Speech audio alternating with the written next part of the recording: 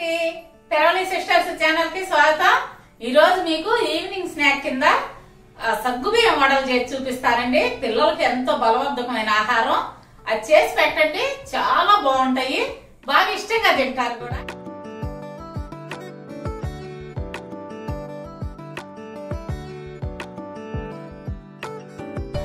టమాటా చట్నీతో గాని టమాటా సాస్ తో గాని ఎలా తిన్నా గాని ఆ వడలు చాలా రుచిగా ఉంటాయి.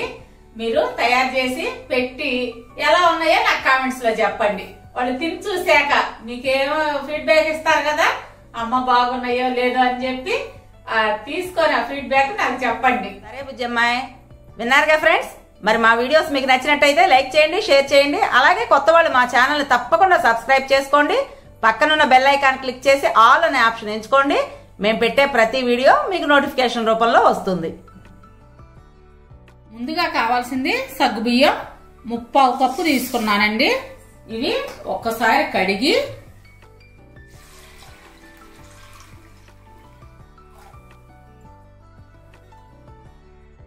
ఇలా కడిగేసుకొని ఈ నీళ్లు పారబోసుకుందాం.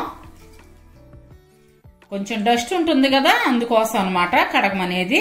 ఇప్పుడు వాటర్ పోసి 4 గంటలు నానబెట్టుకుందాం.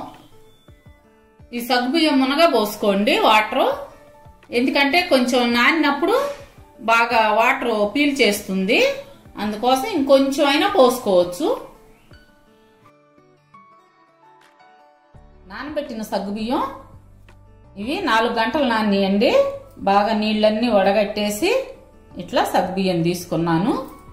దాంట్లో ఉడికిచ్చిన బంగాళదుంపలు 3, కొంచెం గట్టిగానే ఉడికించుకోండి, మరీ మెత్తగా పనికిరాదు, ఈ మాదిరిగా. ఇప్పుడు ఈ 3 బంగాళదుంపలు తురుముకొని ఇందులో వేద్దాం. ఇట్లా కొబ్బరి తురుము ఉంటుంది కదా, దాంతో ఇలా తురమండి. బంగాళదుంపని హాఫ్ బాయిల్డ్ చేసుకోండి. బాగా మెత్తగా ఉడికితే ఇలా తురవటానికి రాదనమాట. హాఫ్ బాయిల్డ్ అయితే వడ కూడా చాలా బాగా వస్తుంది. ఇప్పుడు అందులో కొంచెం కొత్తిమీర, 1 పచ్చిమిర్చి, 1 టేబుల్ స్పూన్ జీరా, 1/2 టీ స్పూన్ అల్లం, ఇవి మొత్తం ఇందులో వేద్దాం.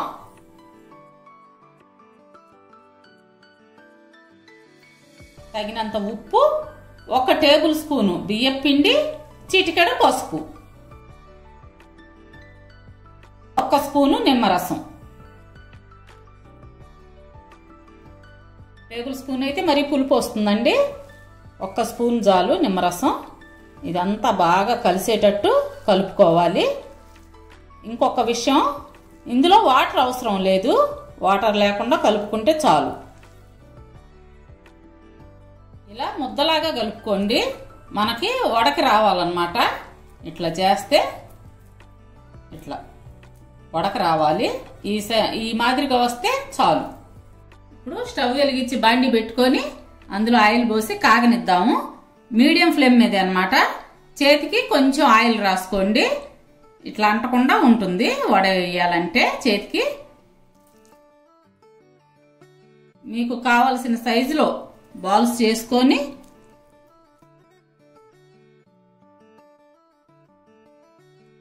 కొంచెం మందంగానే వేసుకోండి. వడ అంటే కొంచెం మందంగానే ఉంటే టేస్ట్గా ఉంటుంది, మరీ పలచగా వేయకూడదు. మీడియం ఫ్లేమ్ మీదే చేయండి, అంటే మీడియం ఫ్లేమ్ మీద కాలితే బాగుంటుంది అన్నమాట. లోపల కూడా బాగా కాలి బాగా వస్తాయి. పిల్లలకి ఈవినింగ్ స్నాక్ కింద చాలా బాగుంటుందండి, బాగా ఇష్టంగా తింటారు.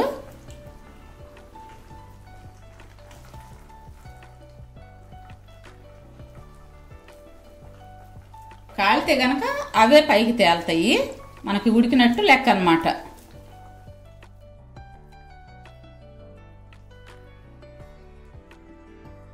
లడ్డు చుట్టినట్టు చుడుతుంది ఏంటి అనుకుంటున్నారా? మనసులో మాట భలే కనిపెట్టేసావు బుజ్జమ్మ. అవునా?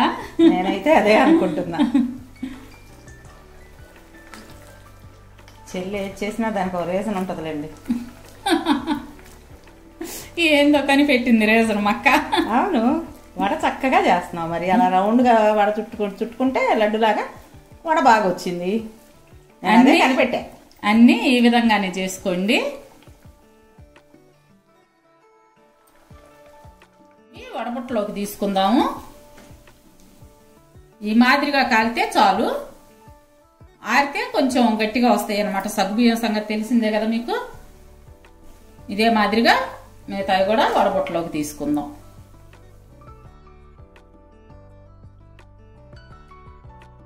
ఒకదానికొకటి అంటనివ్వకుండా జాగ్రత్తగా వేగనివ్వండి. ఇప్పుడు ఈ కలర్ వచ్చింది కదా, ఇది తీసేద్దాం.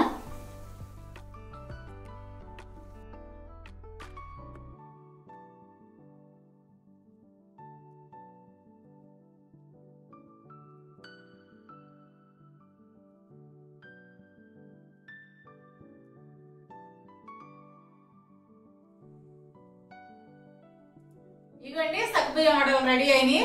తిని చూసి ఎలా ఉన్నాయో నాకు కామెంట్స్ లో చెప్పండి. రేపు మరొక మంచి వీడియోతో మీ ముందుకు వస్తాము. అప్పటి వరకు బాయ్.